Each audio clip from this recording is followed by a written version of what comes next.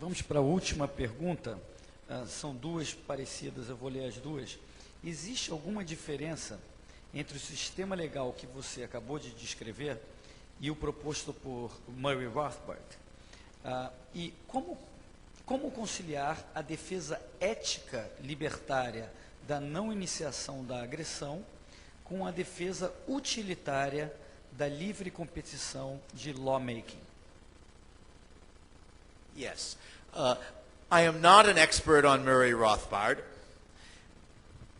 but my understanding of the fundamental difference between our views of anarchy is that he imagined that legal philosophers would work out the correct legal code and everybody would agree to it, whereas I imagine that you will have a polylegal system with courts in effect competing to produce legal codes that customers want to live under. So that from my standpoint, he's making a mistake similar to the mistake of people who think if only we told the government how to build cars, they'd build good cars. Of course, he didn't want a government. He was an anarchist too. But in the sense that he's imagining that people get the right rules because they're good people, whereas I'm imagining that people get the right rules for the same reason that restaurants make good food, because it's in their rational self-interest to do it. So in that sense, it's a different model. Now, I may be being unfair. I never actually argued these issues with Murray, although I knew him slightly. But as far as I can tell, at least, his view was that you were to deduce the just libertarian code. Beyond that, on the general question of different bases for libertarianism, my view is that I have no good way of showing that my moral beliefs are right. I do have pretty good arguments for my economic beliefs. Furthermore, I believe that if my economic beliefs are right, I don't have to convince people of my moral beliefs. Because although people's moral beliefs differ, they don't differ that much. There are very few people who will say, what I want is a world where people are hungry and ignorant. So if I'm right that the institutions that I want would produce not only a world that libertarians would like better, but a world that most socialists would like better too, then I don't have to persuade the socialists that their principles are wrong.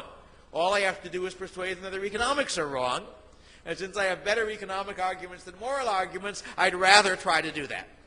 So I really see it partly as going back to my point that law is complicated.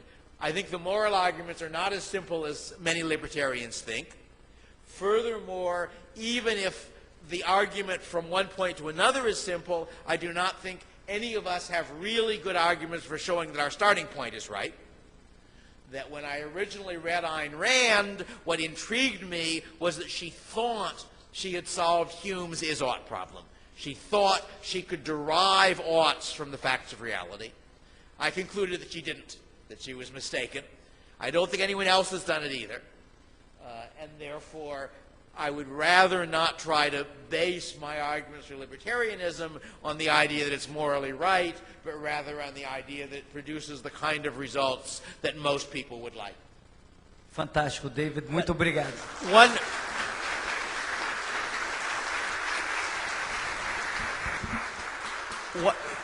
One final point. As many of you realize, although I was happy to speak at an Austrian conference, I am not an Austrian economist. I'm an American economist. I think the emphasis on schools of economic thought on the whole is overdone. There is good economics, some of which is done by people who think they're Austrians and some people who think they aren't, and there's bad economics, ditto. But I did want to make my contribution to the Mises Institute of Brazil by giving them a copy of my book, Hidden Order, which describes my view of economics. And you can all read it and tell me why it's wrong. Thank you, David.